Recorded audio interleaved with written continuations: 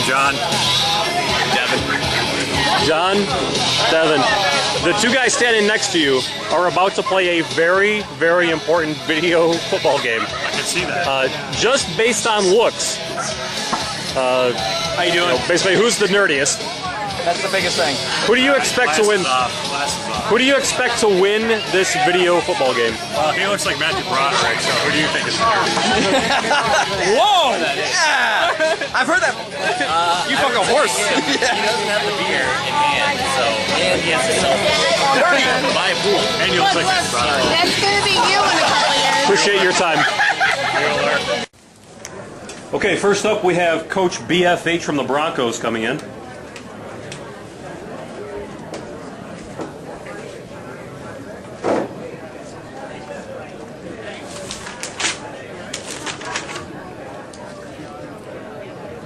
Coach, I got a question that's a write-in from Delaney. Why does Coach Z still have a job? You know, I mean, you have to probably ask the Supreme Chancellor a little bit more about that. You know, there's been seasons where we've certainly needed at least any warm body. He'll fulfill that. You know, but it goes a long way that, you know, when you've got a guy who annoys everybody else in the league to the point where you can generate a lot of emails, and honestly, that sort of traffic to the website is important. I think the Supreme Chancellor appreciates it. Delaney follows up with another question. He wants to know, how does physically having a larger head than Kane help or hurt your chances here in the Awesome Bowl? Well, you know, it's something I've grown accustomed to in the course of my life. I don't consider it a handicap by any means. You know, so as far as any physical impairments, there really aren't any. I certainly think that, especially when I get in the same room or in the same house as Kane, he feels, you know, that intimidation factor a little bit. And so, you know, you'd have to ask him maybe, but that's how I feel. Okay, so looking forward to the Awesome Bowl here. Where would you set the spread on this game? Well, you know, I'm certainly not the kind of person to be overly confident, but let's just say that I feel comfortable with where I stand right now going into this game, and I'd be surprised if anybody else felt that Kane should be favored. I'm giving points here. Let's put it that way. Okay, and so Junior Secreen, who has been putting a line on the games all year, puts Kane as a 3.5-point favorite in this game. Your thoughts? My thoughts are surprise. You know, my thoughts are, you know, I thought I'd garner a little bit more respect from that over the course of the season. You know, I don't want to say that that's a motivating factor because it's not like I didn't already want to fucking win this thing. But you know, I'm glad that you know, there's somebody out there who thinks that I'm not about it. Okay, and Crean possibly doubting you all season. You had a 10-win season. You covered his spread 9 times. Did he misjudge you, or did you outperform even your own expectations this season? Well, you know, I'd never played as the Broncos before, so I didn't know what to expect. And I talked to him a little bit about that before the season started. He had some questions. Certainly came out first week of the season and just absolutely laid an egg. It was terrible. And so that was one of my 2 losses during the season. So I think from that point, you know, expectations probably got lowered. But I really just needed a warm-up game. And from that point forward, you know, I felt confident in every game I played. So, you know, as far as his expectations, how he was setting the lines, you know, it's not anything I hold a grudge about. But I think people, towards the end of the season, were expecting me to cover the lines, and I sure as hell was expecting to as well. Is there anybody else you want to ask a question? Yeah, so it's Rick Reed from Sporting News. So I'd like to ask you, if you don't mind, where do you see yourself in 5 years? Well, I mean, I see myself as adding more AFL championships. You know, that's my focus right now. Is having a few more trophies on the mantle, and you know, other than that, you know, as long as the TV's working, as long as the PlayStation, that light still turns green, I'm going to be satisfied. Okay, now I want to go back to something you mentioned. Early season loss Now, you only had 2 losses. One was to Captain Don by a touchdown. He had a great season. Nothing wrong there. Your first loss of the season was to Paul. It was 14-35. Yep. You talked about needing to warm up a little bit, Yeah. but go into detail about why Paul destroyed you. And he did. I want to be clear. It was not close. I think I scored the 14 points in the second half after there was no doubt about what the outcome was going to be as far as a win and a loss. Well, I had no feel for the team I was playing with. Paul did a good job. I really can't honestly. I mean, look at me. If you're going to ask me after that game, did I feel like Paul Irwin was about to run the train on the AFL? No, but I knew that I had some work to do. And it took a little while to get used to playing with a new team, like I said. So, was I worried? I mean, a little bit. But I knew where my schedule was, how that lined up. I knew that I had an opportunity then for a couple winnable games to follow. In losing that game, I knew essentially what I couldn't do. I couldn't run some offenses that I had been running before. I had to make some adjustments. So, and really, that's the... if you're going to be successful in the NFL, it's about making adjustments. So that was the first time I turned on a game and played as the Broncos, and the results speak for themselves. Okay, so your last playoff game against Grungy, I watched that. Yeah. I saw Catherine nearly derail your effort. Yeah. Do you regret having children? I did at that point. Okay. And maybe to follow up on that, where are you playing this game? Where will you be sitting for the Awesome Bowl? I'm playing it at Coach Kane's house. I'm playing it in the basement on his television there. You won't be playing at home. I will not be playing You definitely at home. regret having children. I'll phrase it another way because I love my children. You hear that, honey? I love my children. Let's just say I'm not afraid to go into foreign territory and play a fucking game. It's not going to fucking matter. And so, Sean Selber from the Penfield Gazette. So, better QB overall. Peyton Manning after surgery versus, Brady. Oh, Brady. I've watched both guys play. Peyton has lost some zip on the fastball. There's no doubt about it. The guy is smarter than any quarterback in the league, and that includes Brady. There's nobody else who can come to a line and do the things he does. But Brady's got a fucking cannon, and Peyton just doesn't anymore. So if you ask me who I'd rather have for one game at this point, I'd rather have Brady. Does that mean that Kane's got a better team or has an advantage on me? No, I don't think so by any means. The Patriots have strengths, they have some weaknesses. The Broncos have some weaknesses to go along with their strengths. So I think the teams are really evenly matched, and I think that's why people are really excited. Got another write-in question here. This is from a former 2-time champion, Mr. Brent Shore. He says, do you expect Chinese hackers to have any impact on this game? They better fucking not. If Chinese hackers have any impact on this fucking game, the AFL will leverage all of our political power. And if Chinese hackers, if you're listening right now, be very aware that you've got a sleeping dragon on your hands here. Do not fuck around. And it's a nice segue into political power. Wanted to ask you, if Hillary Clinton is the 2016 Democratic nominee for president, what Republican candidates would you vote for over her? Fucking A. I definitely vote for Michelle Bachmann. If Michelle Bachmann wins the nomination after she's retired from Congress now and wins the nomination for Republican president and she runs, I will vote for Michelle Bachmann. You heard it here. So, I was going to ask who your favorite member of Congress from Minnesota was. I think we'll skip that.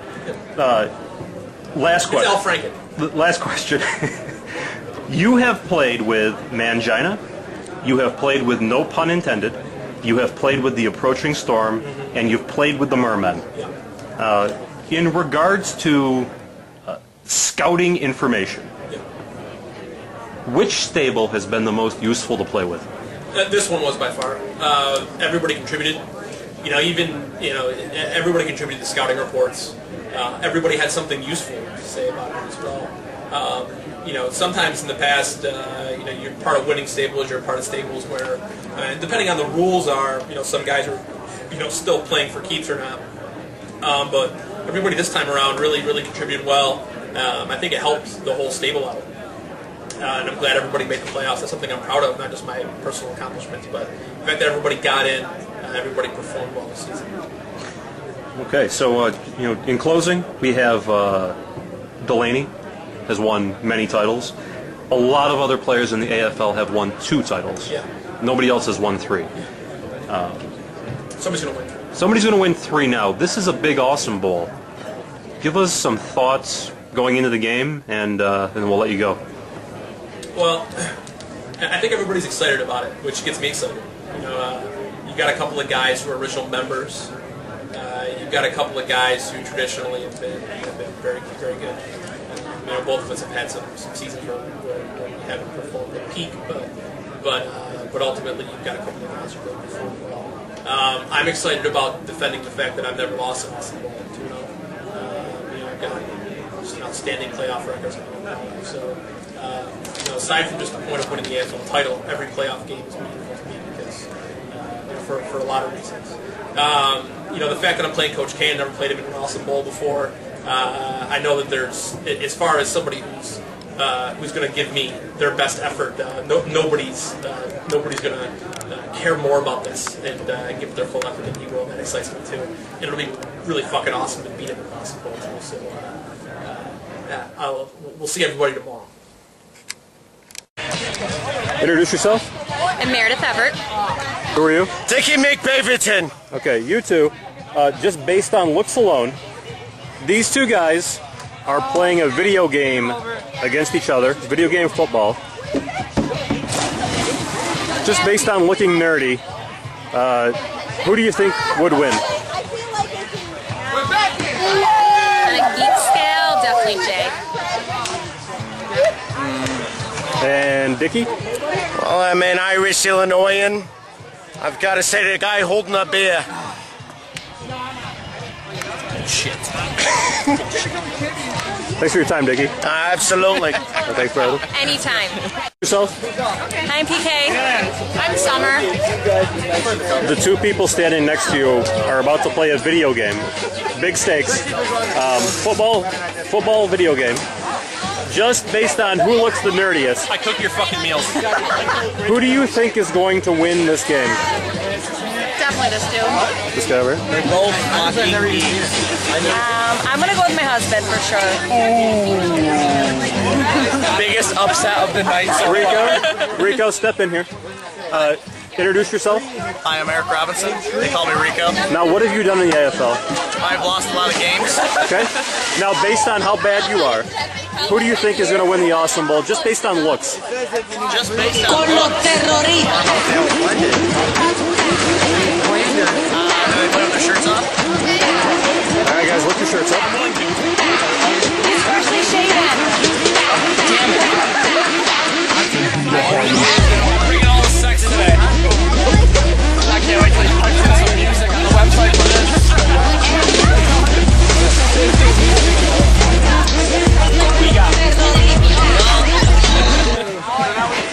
Go based on chest hair. Go based on chest hair. What I see. Based on chest hair. What I see. As I'm looking. Chest hair's pretty dominant. But Ben's nipples are bigger than anybody else's. Boom. His nipples. You can't find the assets. You can't find nipples. I don't know, he's got him out. You can't find.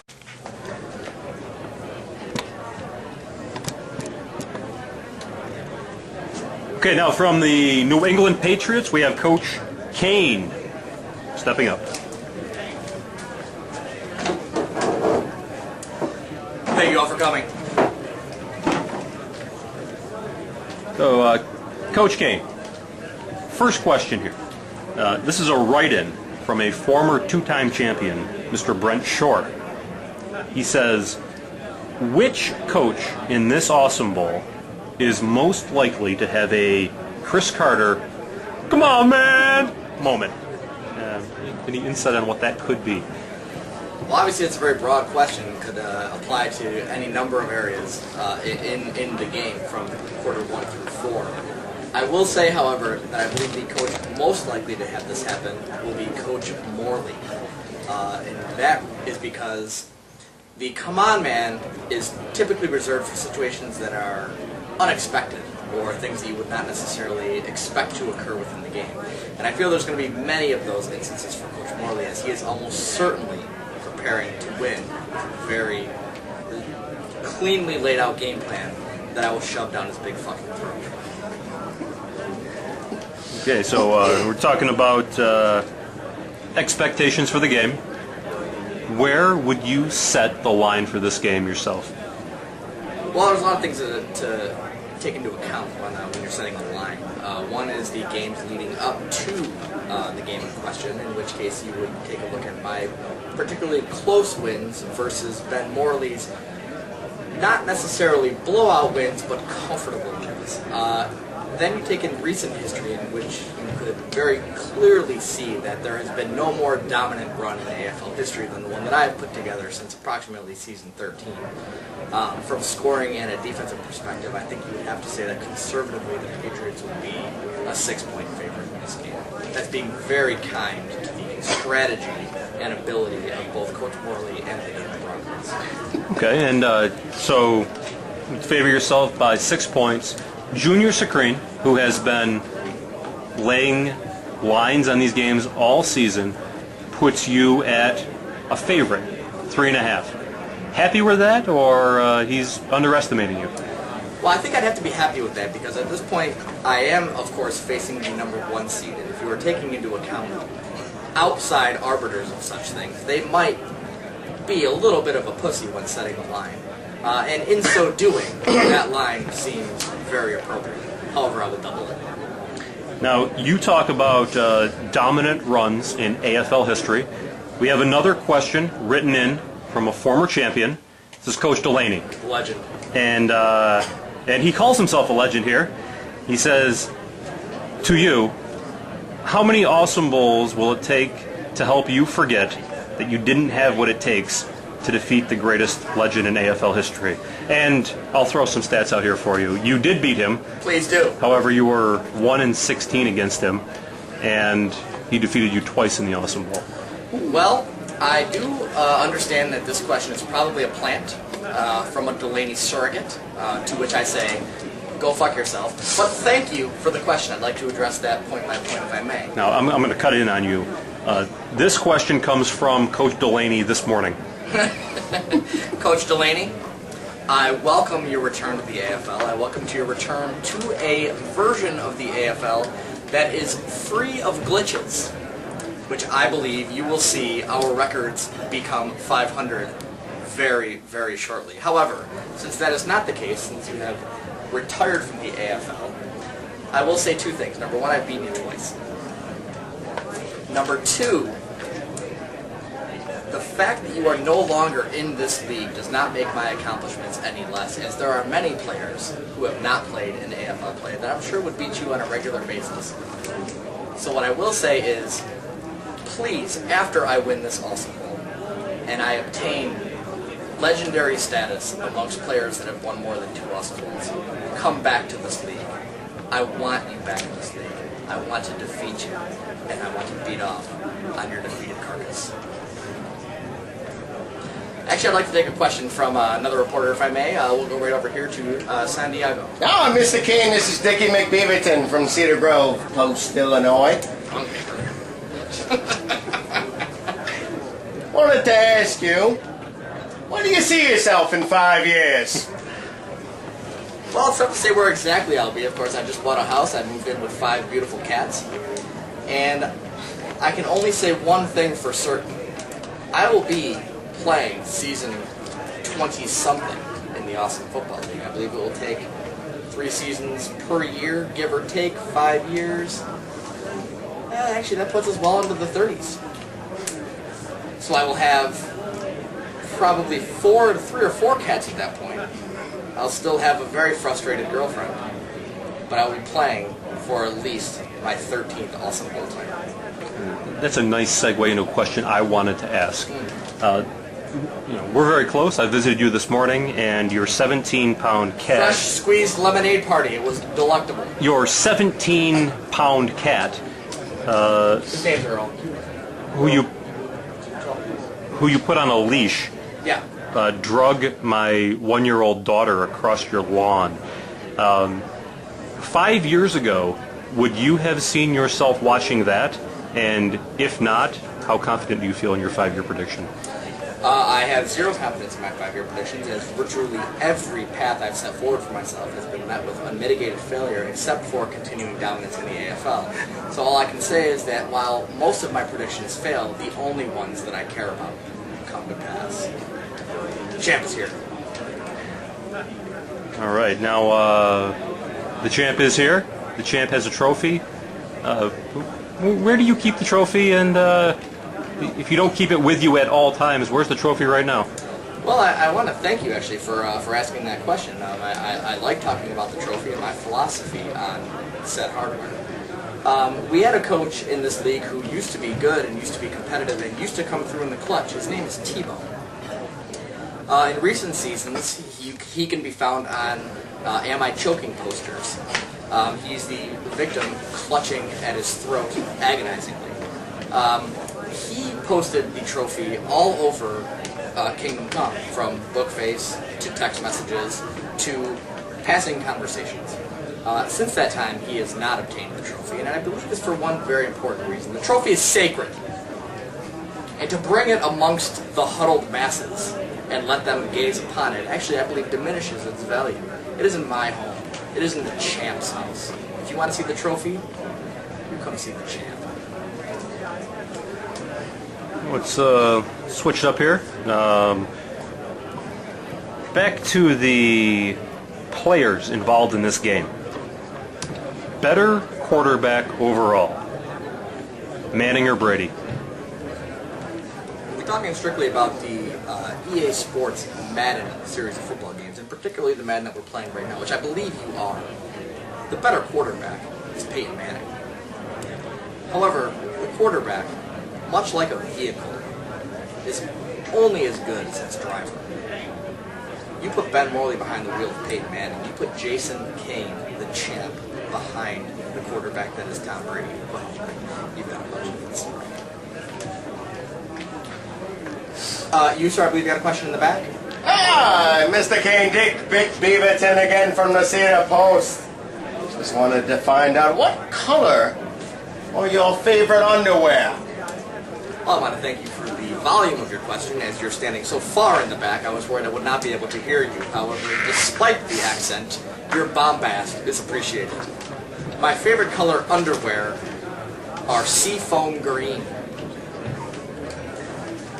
Now, to follow. Oh, no. That was one of the questions. Okay, all right, fair enough. But It's seafoam green, look it up. I think to follow that up, something else that's very, very close to you.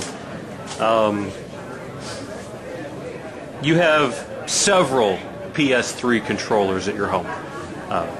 Do you have a favorite? And also, what is your relationship with your PS3 controller like? It's a great question. I have several PS3 controllers because I also have several PS3s, and the reason for that is very simple. Being the champ, being as dominant as I've clearly been over the past few seasons, I recognize that Awesome Bowls are typically going to involve me, so why not also involve my place of residence? If I have 2 PlayStation 3s, we can play Awesome Bowls at my house until the end of time. I will also have 2 PS4s for those of you looking forward in the future. My favorite PS3 controller, however, is the matte black controller. It used to be the red one, based on my history with the 49ers. But the matte black has recently taken over, as it was the controller shipped to me with my new PS3, and it itself is a championship piece of hardware. With many controllers, you also have the benefit of not worrying about failure, because as we say on the Quest, 1 is none. Now, talking about the hardware for the game, where are you expecting BFH to play this game from? This will be probably the greatest praise I will give BFH leading up to this game. BFH will play his game on the downstairs PS3, typically surrounded by the live commentary of the game.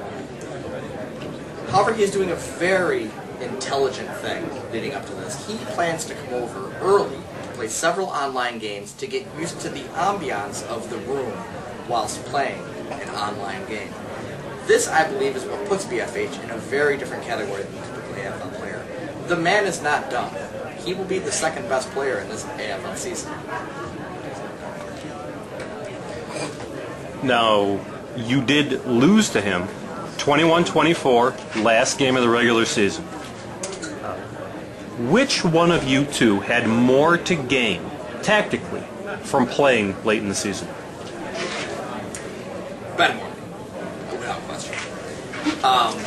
Ben Morley has very excellent game plan, one that will very possibly carry him to the brink of another AFL title.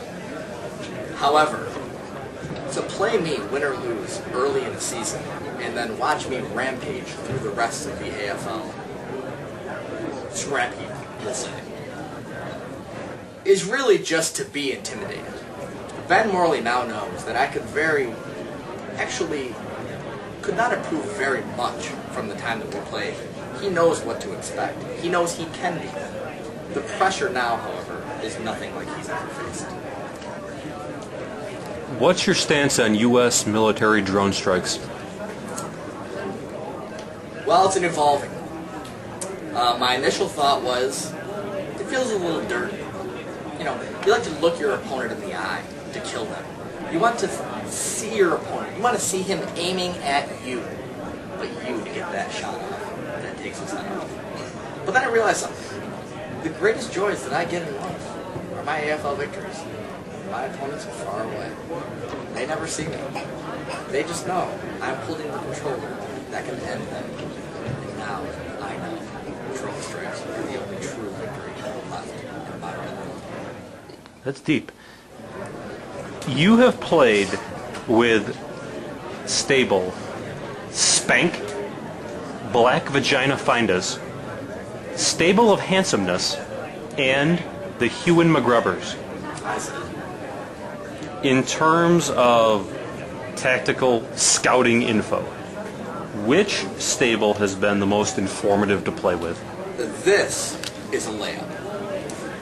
This season was by far the most effective coalition of men coming together to meet one end, get us to the playoffs. From Obi and his early season victories, late season collapses, Thad's continued ascendance to the brink of an awesome goal, and Bono's humongous embarrassing failure of the first stable matchups through competence in the last two. Every game was followed by very detailed emails, sometimes met with apologies, almost certainly tears. But we all came together to give one another the extra bump that was needed to overcome our expectations one by one and achieve ultimate greatness. And I will say this, for the rest of you who may have finished first, who may have finished second, from Captain Don's fucking shit show, we had 2 of the final 4 in this AFL season. While I fully expect the trophy to move exactly 0 inches from its current place after Sunday, we are clearly the best stable of AFL Double X. And we'll let you go after this question. Looking forward to the game tomorrow. X's and O's. Any insights on what's going to happen? Strategies? What are you going to do? What's he going to do? How's this going to play out? Well, I believe BFH will come out and try to do exactly what he's done so far in these playoffs. I think he's going to try to run his conservative game sets. He's going to try to build a small-ish but substantial lead for him. I believe that is anywhere in the 10 to 17 point range. And I think he's going to try to sit on that and try to win. I think if I shut that down early, I think if I take an early lead, I really do not believe he has a chance. I do not believe Ben Morley can come back and beat me. I believe I can come back and beat him. But if I get up early, well, folks, the trophy's going to be covered in excellence. Hi, I'm Stalker Steve? Stalker Steve. Kane and BFH are about to play a very important video football game. I've heard about that. If you didn't know them, just based on looks, who would win? You're coming over, right? Oh, tough crowd, tough crowd. Hi. Looks Get alone? Get some. Gotta go with Kane. Height alone wins. vote on who's going to win after Right. Ben said You can't teach height. You can't teach height. Can't teach height, Rico. can't teach height. I can't go down there outside.